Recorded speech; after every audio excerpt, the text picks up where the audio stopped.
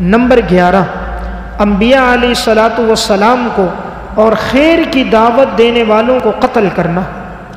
انبیاء علیہ السلام کو یا جو خیر اور نیکی کی دعوت دیں، جو انہیں قتل کرے گا تو اس کے سارے اعمال ضائع ہو جائیں گے۔ قرآن کریم میں اللہ رب العزت نے اس کا تذکرہ سورہ آل عمران میں فرمایا کہ یقیناً وہ لوگ جو انبیاء علیہ الصلاۃ والسلام کو قتل کرتے ہیں اور نیکی کے حکم دینے والے کو قتل کرتے ہیں، ان کے اعمال ضائع ہو جائیں گے۔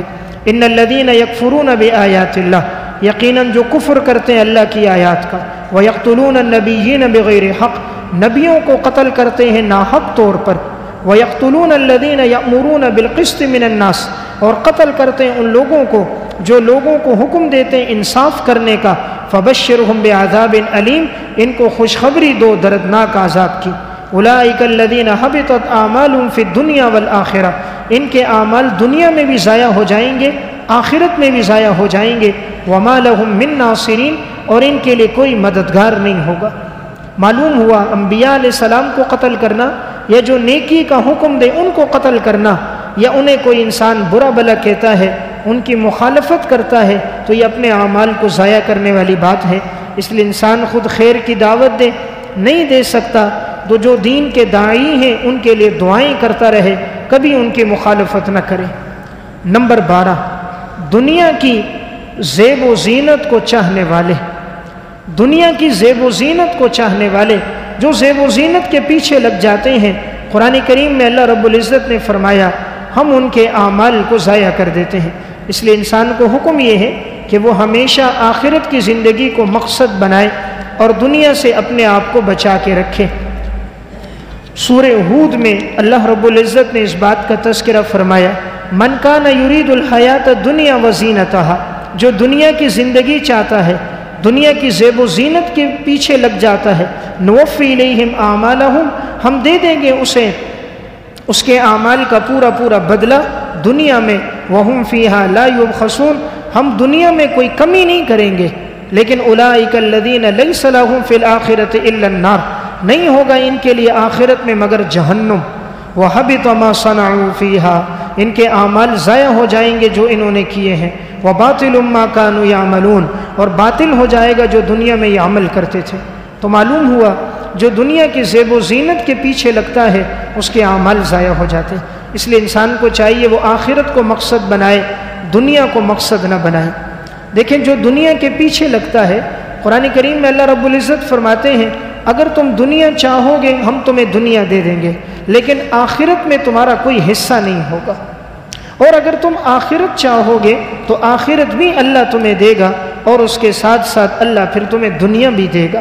من کان یرید حرث الآخرہ نزد لہ فی حرثہ، جو آخرت کی کھیتی چاہتا ہے تو ہم اس کی کھیتی میں اضافہ کر دیتے ہیں، ہم آخرت کی کھیتی اس کی بڑھا دیتے ہیں۔ ومن کان یرید حرث الدنیا، جو دنیا کی کھیتی چاہتا ہے نؤتیہ منہا، ہم دنیا اس کو دے دیں گے۔ وما لہ فی الآخرۃ من نصیب، لیکن آخرت میں اس کا کوئی حصہ نہیں ہوگا۔ اللہ دنیا سب کو دیتا ہے، جو دنیا چاہتا ہے مسلمان کو بھی دیتا ہے، کافر کو بھی دیتا ہے، مال اور دولت بھی دیتا ہے، زیب و زینت بھی دیتا ہے، عہدہ بھی دیتا ہے، آخرت میں کوئی حصہ نہیں ہوتا۔ اس لیے مسلمان کو چاہیے وہ اللہ سے آخرت کا طلبگار ہو۔ نمبر 13، عصر کی نماز کو ترک کرنا۔ عصر کی نماز کو چھوڑنا یہ ایسا گناہ ہے کہ رسول اللہ صلی اللہ علیہ وسلم نے ارشاد فرمایا جو آدمی عصر کی نماز ترک کرتا ہے اس کے اعمال ضائع ہو جاتے ہیں۔ صحیح بخاری کی روایت ہے، رسول اللہ صلی اللہ علیہ وسلم نے فرمایا من ترک صلاۃ العصر فقد حبط عملہ، جس شخص نے عصر کی نماز کو چھوڑا اس کے اعمال ضائع ہو جائیں گے۔ تو شریعت نے عصر کی نماز کا بڑی اہتمام کے ساتھ حکم دیا۔ قرآن کریم میں بھی اللہ رب العزت نے فرمایا حافظوا علی الصلوات والصلاۃ الوسطی وقوموا للہ قانتین، تم نمازوں پر ہمیشگی اختیار کرو، خاص طور پہ درمیان والی نماز یعنی عصر کی نماز۔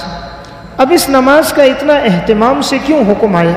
اس کی وجہ یہ ہے کہ عموماً یہ وقت انسان کا بازار میں گزر جاتا ہے، گھر میں گزر جاتا ہے، نجی مصروفیات میں گزر جاتا ہے، چونکہ وقت بھی کم ہوتا ہے تو اس وجہ سے عموماً یہ نماز انسان سے چھوٹ جاتی ہے۔ نوکریوں پر کام کرنے والوں کی چھٹی بھی تقریباً 4:30 سے 5 کے درمیان ہوتی ہے۔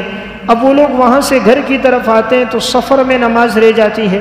مدارس میں بھی چھٹی اس ٹائم ہوتی ہے، وہ پہنچتے ہیں نماز رہ جاتی ہے۔ کوئی بازاروں میں سودا سلف کے لیے نکل جاتے ہیں، کوئی گراؤنڈ میں کھیلنے کے لیے نکل جاتے ہیں، موسم ٹھنڈا ہونے کی وجہ سے کوئی تفریح کے لیے نکل جاتے ہیں۔ یہ نماز عموماً اکثر لوگوں سے چھوٹتی ہے، اس لیے شریعت نے بڑی تاکید سے حکم دیا کہ جس نے عصر کی نماز چھوڑی گویا اس کے اعمال ضائع ہو گئے۔ نمبر 14، کسی مسلمان کو جان بوجھ کر قتل کرنا۔ یہ ایسا گناہ ہے کہ اس سے انسان کے نیک اعمال ضائع ہو جاتے ہیں، اور اللہ تعالیٰ نے قرآن کریم میں کسی گناہ پر اتنی سخت وعیدیں بیان نہیں کی جو اللہ تعالیٰ نے وعیدیں بیان کی ہیں قتل کے گناہ پر۔ پورے قرآن کو آپ شروع سے آخر تک پڑھ لیں، اتنے سخت الفاظ میں اللہ نے کہیں پر نہیں فرمایا جتنا اللہ نے قاتل کے بارے میں فرمایا۔ فرمایا وَمَن يَقْتُلْ مُؤْمِنًا مُتَعَمِّدًا، جس نے کسی مومن کو قتل کیا جان بوجھ کر، فَجَزَاؤُهُ جَہَنَّمْ، پہلی سزا یہ ہے کہ اس کا بدلہ جہنم ہوگا۔ نمبر 2، خالداً فیہا، جہنم میں رہے گا ہمیشہ ہمیشہ۔ نمبر 3، وغضب اللہ علیہ، اللہ کا اس کے اوپر غصہ ہوگا۔ نمبر 4، ولعنہ، اور اللہ کی اس کے اوپر لعنت ہوگی۔ نمبر 5، وأعد له عذابا عظیما، اور اللہ نے ایسے آدمی کے لیے بڑا عذاب تیار کیا۔ پورے قرآن میں اتنی سخت وعید کسی گناہ پر نہیں آئی جتنی قتل کے گناہ پر آئی ہے۔ آج بعض نادان لوگ پیسوں کی خاطر، لاکھ روپے 2 لاکھ کی خاطر دوسرے مسلمان کا قتل کر دیتے ہیں اور اپنے آپ کو ہمیشہ ہمیشہ کے لیے جہنم کا ذریعہ بنا دیتے ہیں۔ تو اللہ رب العزت نے فرمایا اس پر میرا غضب ہے۔ جس پر اللہ کا غضب ہوگا بھلا اسے کیسے سکون ملے گا؟ اس لیے قاتل کو کسی پل سکون نہیں ملتا۔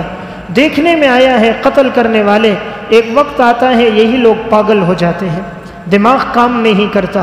چند دن پہلے ایک ساتھی نے واقعہ سنایا، کہا بلال میں ایک شخص نے قتل کیا تھا، کچھ عرصے کے بعد جب دیکھا گیا تو اسی کے عزیز و اقارب معافی مانگنے آئے۔ کہا بھئی کیا ہوا؟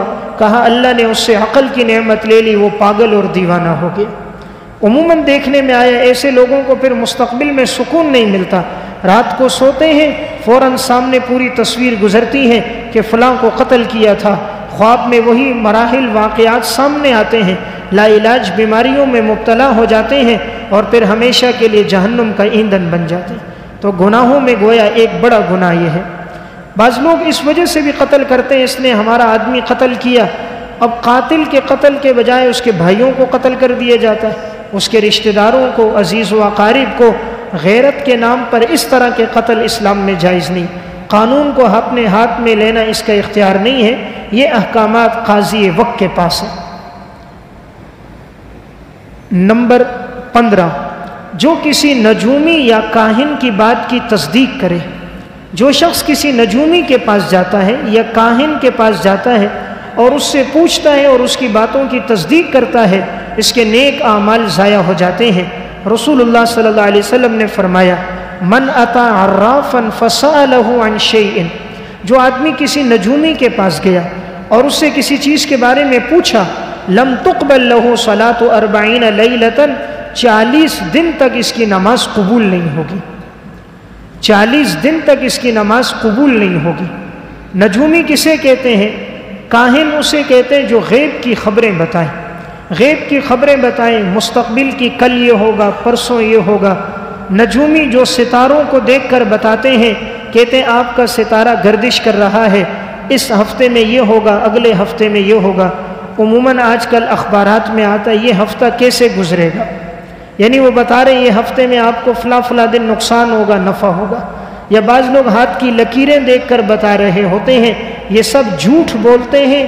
کل کے دن کا علم اللہ کے علاوہ کسی کے پاس نہیں۔ جو کہے گا کل یہ ہوگا، پرسوں ہوگا، بکواس کر رہا۔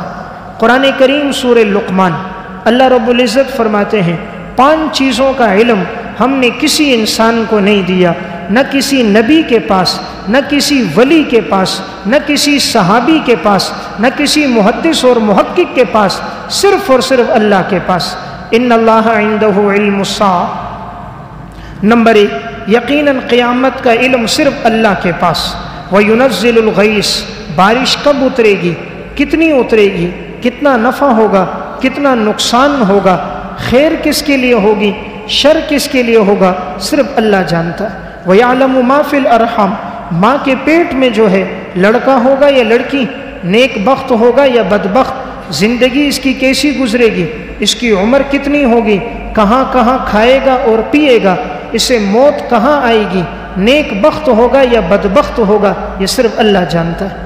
وَمَا تَدْرِي نَفْسٌ مَاذَا تَكْسِبُ غَدًا، کوئی نہیں جانتا آئندہ دن وہ کیا کرے گا۔ اللہ فرما رہے کوئی نہیں جانتا، نفس نکرہ، کوئی انسان نہیں جانتا کہ آئندہ کل کیا ہوگا۔ آج رسالوں میں لکھا ہوتا ہے اگلا ہفتہ کیسے گزرے گا۔ بھائی تو ہفتے کی بات کر رہا ہے، خدا کہتا ہے تجھے اگلے دن کا بھی پتہ نہیں، جو کہ ہاتھ کی لکیریں دیکھ کر بتا رہا ہے، یا بعض فٹ پاتھوں پہ بتا رہے کہتے ہیں تمہارا ستارہ گردش کر رہا ہے، 20 اور 25 سال ہو گئے یہ فٹ پاتھ پر بیٹھا ہے، گرد و غبار اس کے لباس اور چہرے پہ پڑ رہا ہے، اس کا ستارہ نہیں گردش کر رہا، اور یہ دوسروں کے ستاروں کو گردش کرا رہا ہے۔ اپنی زندگی اس کی فقر میں گزر رہی ہے اور دوسروں کو مستقبل کے امور کی خبر دے رہا ہے۔ ایسا دینے والا جھوٹا انسان ہے۔ اور رسول اللہ صلی اللہ علیہ وسلم نے فرمایا جو اس کے پاس جائے گا اور ان کی باتوں کی تصدیق کرے گا 40 دن اس کی نماز قبول نہیں ہوگی۔ آپ صلی اللہ علیہ وسلم نے فرمایا من اتا امرأة فی دبرہا، جو انسان کسی عورت کے پاس اس کے دبر کے مقام سے گیا، یا من اتا حائزا، کوئی حائزہ عورت کے پاس گیا، یا آپ نے فرمایا کاہن کے پاس گیا، فقد کفر بما انزل علی محمد، گویا اس نے محمد صلی اللہ علیہ وسلم پہ جو نازل ہوا اس نے سب کا کفر کر دیا۔ یعنی محمد صلی اللہ علیہ وسلم پہ جو نازل ہوا اس نے سب کا کفر کیا۔ جو حائزہ عورت کے قریب جائے یعنی معاذ اللہ جمع کرے، یا عورت کے پاس اس کے دبر کے مقام سے پچھلے راستے سے جائے، یا جو کسی نجومی اور کاہن کے پاس جائے، آپ نے فرمایا محمد صلی اللہ علیہ وسلم پہ جو نازل ہوا گویا اس نے اس کا کفر کر دیا۔ اس سے اندازہ کیا جا سکتا ہے کہ یہ کتنا بڑا گناہ ہے۔